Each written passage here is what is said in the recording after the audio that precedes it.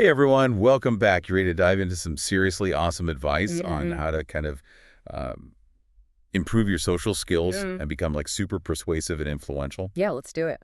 All right, so today we're going deep into this classic book you've probably heard of, How to Win Friends and Influence People by Dale Carnegie. Oh, yeah, a Been class. the bestseller for almost a century. So So, we're going to break down the key takeaways and give you some actionable insights yeah, that you can use like right away well, it to is. level up your interactions. Yeah. And what's amazing is that Carnegie's principles, they were written decades ago, Right. but they're even more relevant today. Yeah. We're constantly bombarded with information. Right. Everyone's vying for attention. So, mastering these timeless techniques Hmm. can really set you apart. Okay, so the book basically breaks down Mhm. into like four main parts, right? Right. The first part focuses on the fundamental techniques in handling people.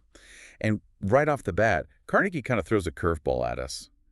He says the best way to win an argument is to just avoid it altogether. Ooh, that's interesting. Right. It seems so counterintuitive. I know. We're always kind of told to defend our positions, right? Yeah. But Carnegie, he was onto something. When we argue, our egos get involved. Mm-hmm. It triggers defensiveness, and it makes it like almost impossible to actually persuade the other person. So instead of trying to win the argument, Yeah, we should be aiming for like understanding. exactly. It's about putting your ego aside Mm-hmm. and genuinely trying to see things from the other person's perspective. Yeah. Find that common ground, and it can lead to a much more productive and positive outcome. That makes total sense. It reminds me of this time I was trying to convince my friend to go see this movie, and we went back and forth, Yeah. each getting more stubborn. But then I finally like stopped, and I actually listened to why they weren't interested. And we ended up finding a different movie that we both loved. That's a great example. And it leads perfectly into Carnegie's next principle, which is all about giving honest and sincere appreciation. Okay, so instead of butting heads, we should be buttering people up. Haha, not quite. It's not about flattery. It's about genuinely recognizing and appreciating the good in others.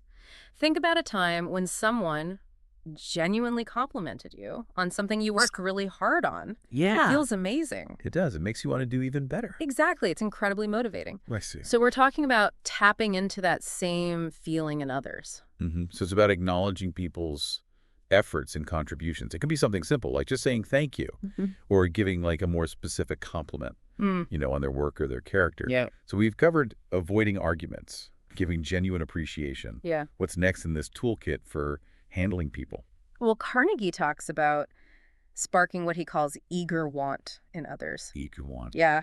It's about understanding what people truly desire and then framing your ideas or requests in a way that aligns with those desires. Oh, interesting. So it's not about like manipulating people, but more about understanding their motivations. Yeah. And finding that sweet spot where your goals and their desires kind of intersect. You got it. So like, let's say you want a friend to help you move. Instead of just like asking them straight up, Yeah. you could say something like, hey, I'm really struggling with packing all these boxes. I know you're great at organizing, and I could really use your help. Plus, we can order pizza and make it a fun packing party. Oh, I like that. It's not just asking, it's like presenting it in a way Yeah, that makes them want to help. exactly. Okay, so that was part one. Now let's move on to part two. This is where Carnegie dives into 6 ways to make people like you. Oh, this is good stuff. And guess what? It starts with something super simple. Smiling. Smiling. Yeah. A genuine smile can make you more approachable and likable. It disarms people and creates a positive first impression. Think about it. When someone smiles at you, Yeah, you can't help but smile back. it's true. It's like contagious almost. It triggers mirror neurons in our brains, making us mimic expressions we see. So smiling's like a social lubricant, Totally. Yeah. Makes interaction smoother. And another seemingly small thing that can have a huge impact. What's that? Remembering names. Oh, yeah. It shows you're paying attention. You value the person enough to remember their name. Makes people feel seen and respected. I remember reading this story about this politician who was incredible at remembering names. Really? Yeah, he'd meet someone once, Yeah. and like years later, he'd recall their name. Wow. And people loved him for it. It made them feel special. That makes sense. And that ties into another crucial principle, being genuinely interested in others. So dish the whole fake it till you make it thing Yeah. and actually engage with people on a deeper level. Yes. Active listening, asking thoughtful questions. showing genuine curiosity. Those are the building blocks of Uh, meaningful connections. okay, so we're putting away our phones, Yeah.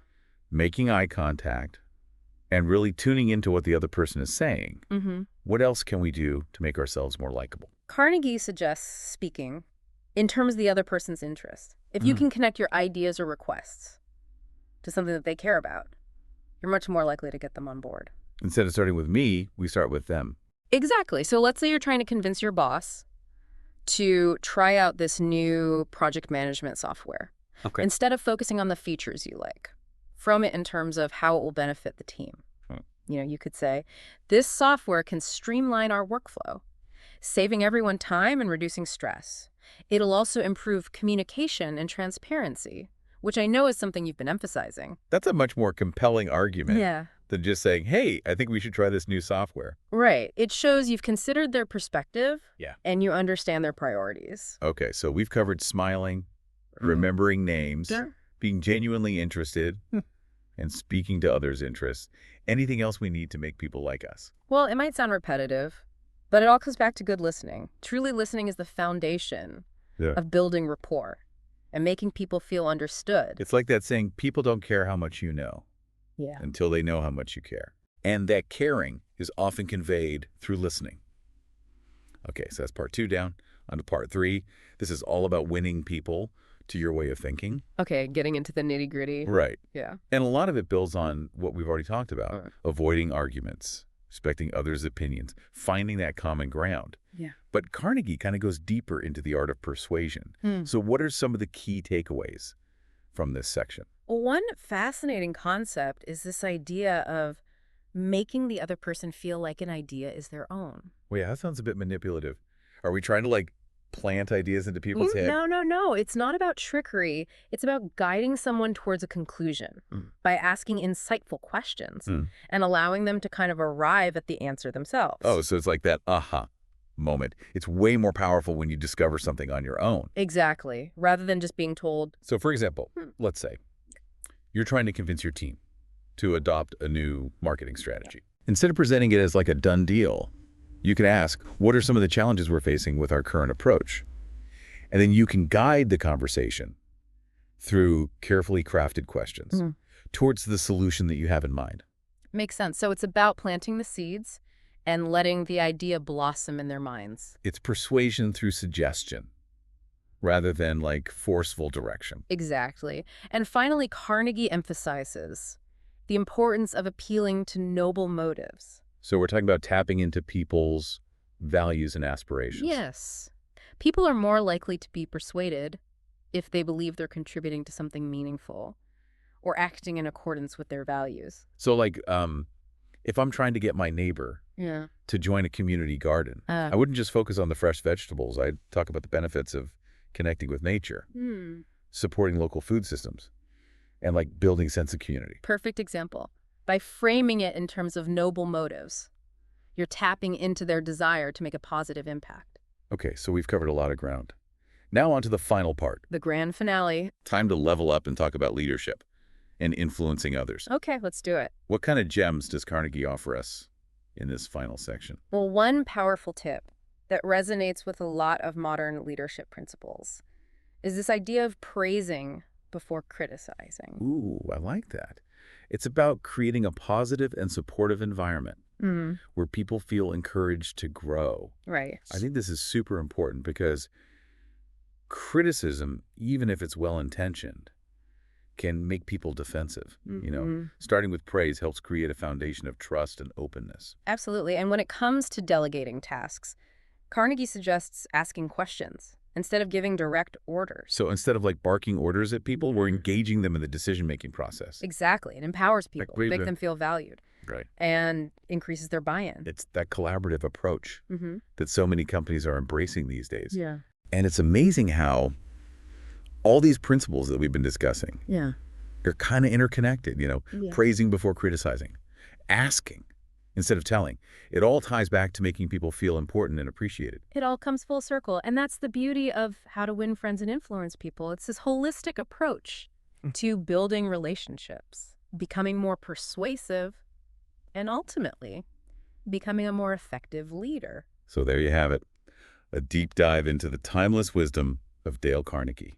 It's remarkable how these principles, written decades ago, are still so relevant and applicable in our modern world. Absolutely. It's a testament to the enduring power of human connection. So before we wrap up, here's something to ponder. How do you think you can apply these principles in your own life? Yeah. Whether it's at work, in your personal relationships, or even in your online interactions. That's a great question for everyone to consider. And we highly encourage you to check out the full book. It's packed with insights that can truly transform the way you interact with the world. Until next time, happy connecting.